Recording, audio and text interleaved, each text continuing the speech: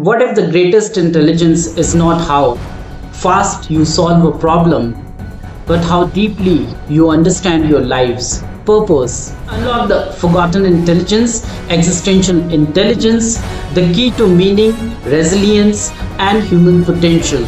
Today we have Flavia with us, who is also like associated with Action Coordinator Control at Brazilian Federal Court of Accounts and a resident of Brazil, and she's studied architecture and urbanism during graduation, and also has a tremendous amount of experience in terms of research and academia in order to make a better society. So thank you so much, ma'am, joining BSO platform.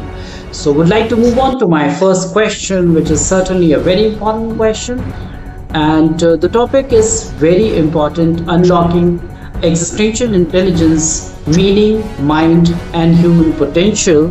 So the first question is, what is existential intelligence, and how does it differ from other forms of intelligence like spiritual, emotional intelligence? Yes, thank you, sir, for inviting me to discuss this so important topic. I ask permission to share my screen. Are you seeing my screen? Yes. Okay.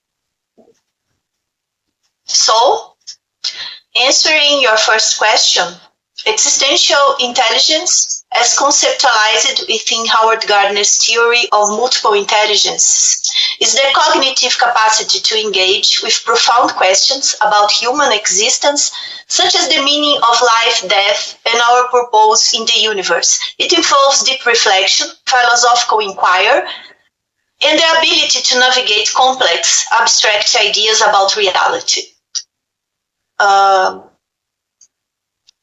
Unlike spiritual intelligence, which often focuses on transcendent experiences, faith, or a connection to the divine, I think you aren't seeing my screen. Yes, I can see your screen. Okay. So, unlike spiritual intelligence, which often focuses on transcendent experiences, faith, or a connection to the divine, existential intelligence is broader, encompassing secular and philosophical perspectives, without requiring spiritual or religious frameworks. For example, it includes pondering the nature of reality or human suffering, as seen in the works of philosophers like Sartre or Camus, who explored these questions agnostically. Jean-Paul Sartre argued that existence precedes essence and that human beings are free to create their meaning in life regardless of religious belief. Albert Camus explored the idea that life is inherently absurd and that one cannot derive a transcendental meaning from it, including belief in God.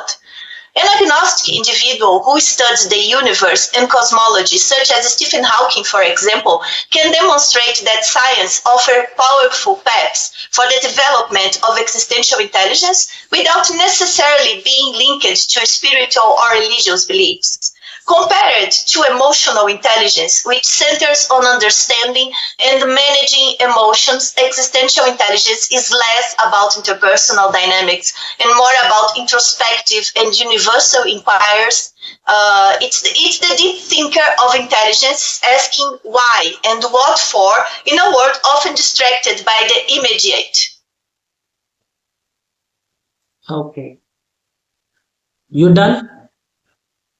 Yes, I finished the first one. Okay. Thank you so much for letting us know on this very important area, and your presentation and narrative is such a wonderful and, might be speaking to our audience, like how it is, what's emotional intelligence and what's the difference, spiritual intelligence and then emotional intelligence, how it differs. Would like to move on to my second question. A very important question says, how did Howard Gardner's theory of multiple intelligences inspire your exploration into this lesson known dimensions of human cognition?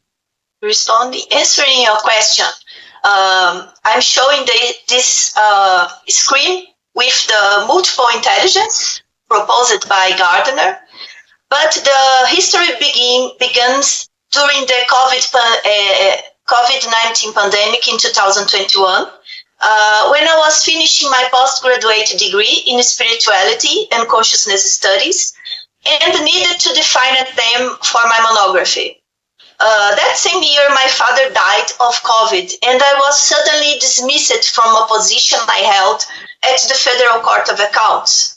I was very sad, and at that time, afraid of losing other loved ones. I needed to find a research topic that had a deep meaning for me at that time. That's when I came across Howard Gardner's theory of multiple intelligence. For most of the last century, intelligence was seen as something you could measure with a pencil, a test sheet, and a little number called IQ. It was almost like boiling intelligence down to a universal prescription. Answer these questions, get your score, and that's who you are. Simple, right? But, well, not quite. In the late 1970s and early 1980s, psychologist Howard Gardner looked at this little package and thought, wait, aren't humans a bit more interesting than that? Instead of one size fits all, Gardner introduced the world to the theory of multiple intelligence. He said that intelligence is a broad landscape, not just a single mountain peak.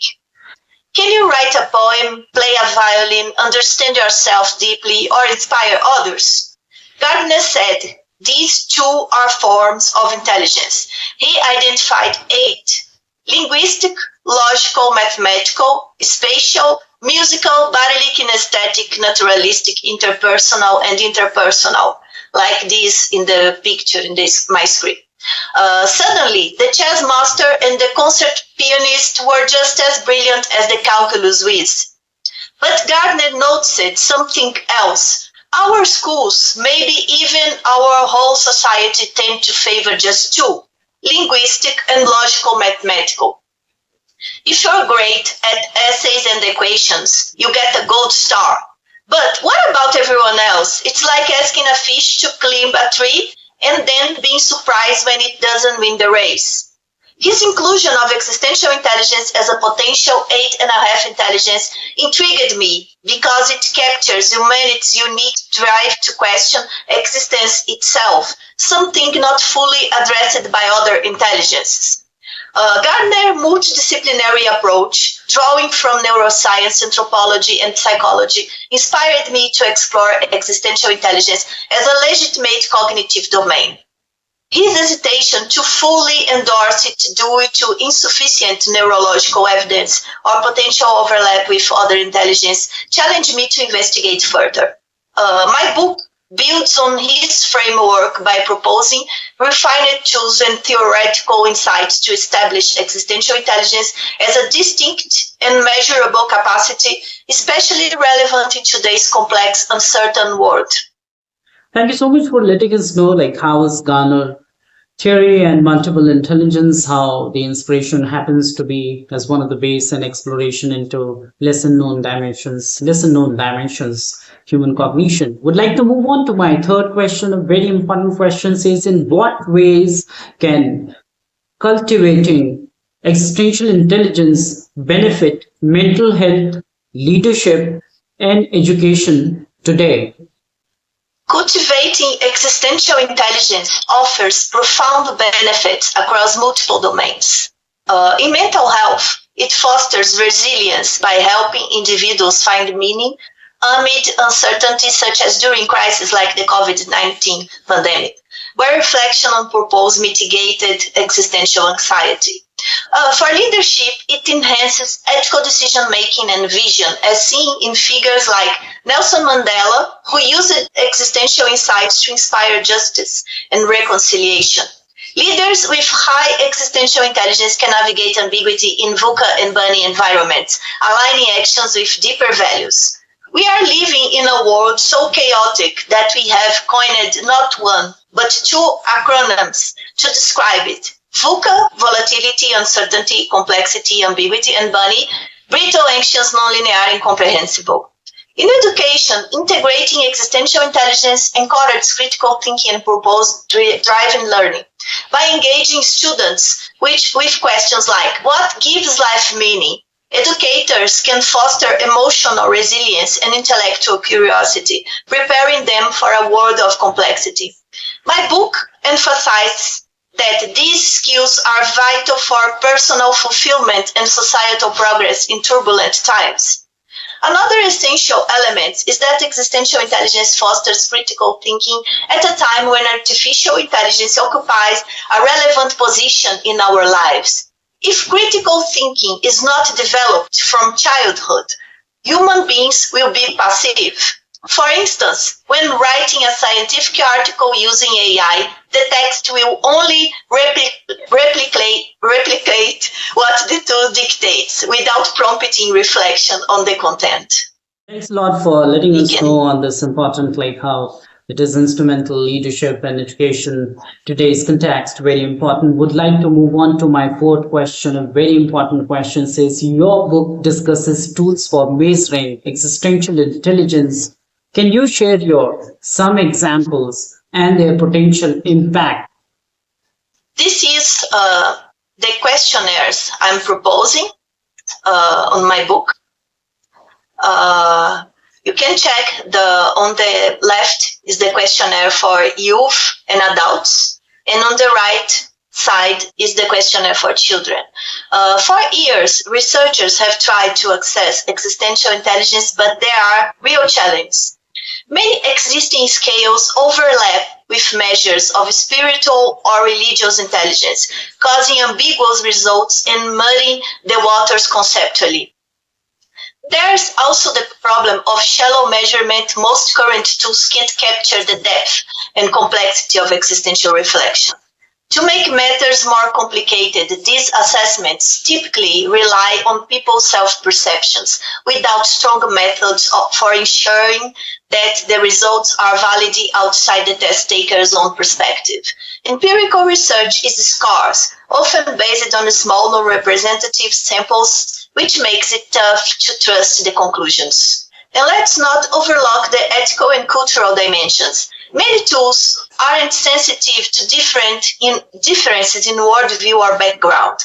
This can lead to biased results, especially when tackling questions that are deeply personal and culturally specific. All of this highlights an urgent need. We must create better, more rigorous, and more inclusive ways to assess existential intelligence. Recent research is making headway here, connecting Gardner's theory of multiple intelligences with modern tools like digital games to foster different forms of intelligence in education. While logical mathematical intelligence often dominates, existential themes come to the surface, especially when games include ethical or moral dilemmas. This shows that it's possible to engage existential thinking through innovative, interactive methods. We also are promising results from new studies in places like Jordan and Indonesia, where existential intelligence seems to exist across a range of demographics. Importantly, two new scales have been proposed, like I showed to you in my screen, address the shortcomings of traditional tools. And this is where today's big news come in. These are two new questionnaires designed to finally measure existential intelligence with clarity, depth, and inclusivity. On the left, the Existential Intelligence Scale for Youth and Adults features 20 items across four main domains: purpose, life, and the universe, nature of reality, and collective experience. It uses a 5-point Likert scale, allowing for nuanced self-reflection and analysis among youth and adults. The Existential Intelligence Scale for children, on the other hand, is designed for children and contains 5 simple items formatted as yes or no questions, tailored to be developmentally appropriate and easy for younger minds to understand. Both questionnaires were crafted from a rigorous review of the literature with a strict focus on content validity, clear structure, and neutrality regarding religious or mystical beliefs. They are now going through expert validation, following best practices in psychometric assessments and Howard Gardner's own guidelines for multiple intelligences. What does this mean in practice? Early results show that fostering existential intelligence can have huge impacts. In schools, it boosts critical thinking, ethical awareness, and emotional resilience. In the workplace, it's linked to more conscious, ethical, and collaborative decision making. And when it comes to the environment, people with higher existential intelligence are more likely to make sustainable, responsible choices. But there are caveats. It's essential to develop and use these tools ethically, making sure they don't become instruments of exclusion, coercion, or emotional distress. Everyone's worldview matters, and any program to nurture existential intelligence must safeguard diversity and individual well-being.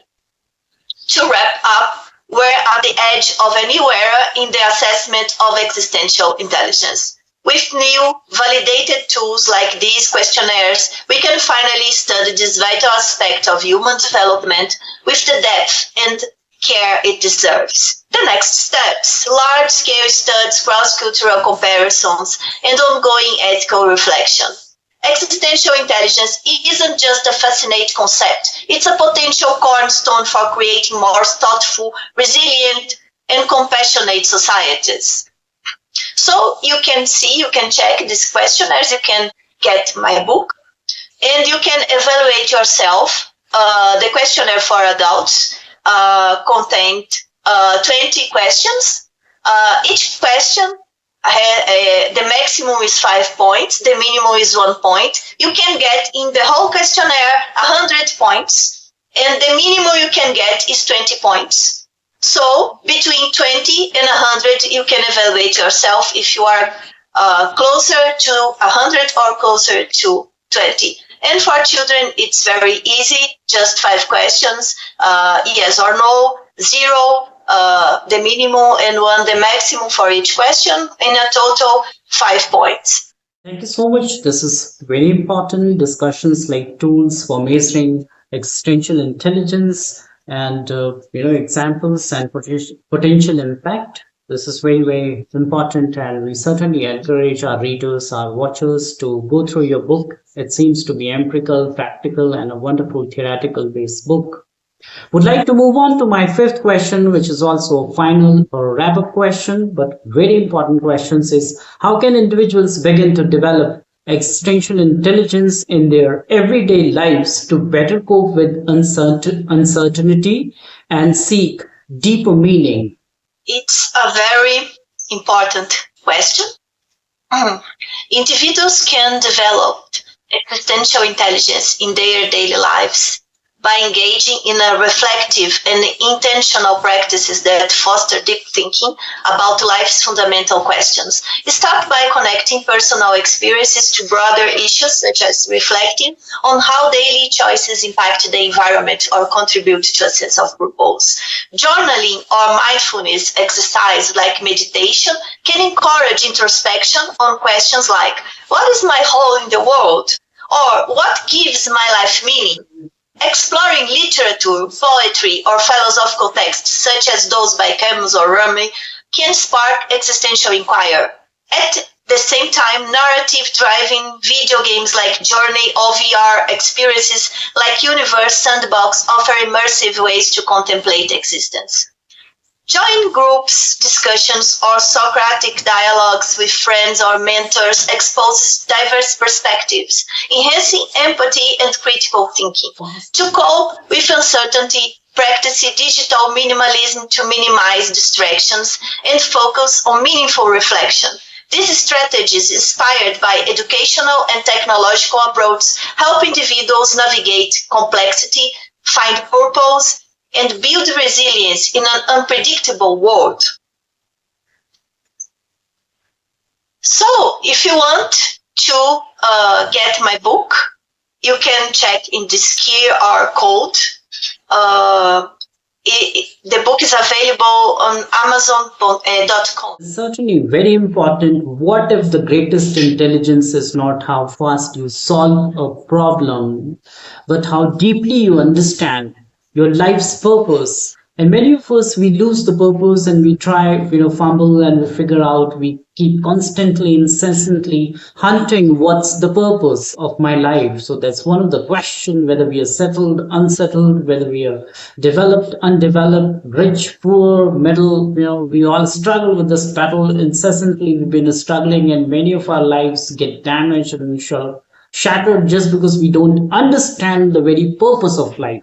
So your book is certainly very important, giving us certainly a good track and categorical picture how we can figure out and sort of interpret personally and externally the purpose of our life. And it is, once again, I would like to repeat and reiterate, what if the greatest intelligence is not how fast you solve your problem, but how deeply you understand the very purpose of your life. Thank you so much, ma'am, once again joining us from Brazil. It was such a wonderful possibility, and the topic was certainly very important: unlocking existential intelligence and meaning, mind, and human potential. What is emotional existential intelligence? You talked about multiple intelligence, how it's theory, Gardner's theory. You've talked about and what was like cultivating existential intelligence, mental health, what's the benefit, and education and leadership. And your book, you talked about an individual, how to begin, how to handle uncertainty in our life. So very, very important dimensions and domains you've talked about. Very different dimensions have been narrated by you. And in fact, we're very glad because this is a topic we've picked up very first time. The narration and the topic discussion is happening on this platform for the very first time. Once again, ma'am, thank you so much joining us from Brazil and giving this tremendous input, which is going to be certainly a benefit, a major chunk of benefit for our listeners, for our watchers and audience. As you're already familiar, that resource is a platform where we try to step through the noise to cause you most relevant and reliable sociological interpretations and narratives, which are compatible to social contexts such as human trafficking, human rights, gender issues, development issues, climatological challenges, and environmental concerns, and various other different topics we've covered in past and future. We'll be doing that. So this topic, we are very much excited. So once again, very much thank you, ma'am. Thanks a lot, ma'am, joining this platform and appearing and coming on board. Thank you so much for the invitation.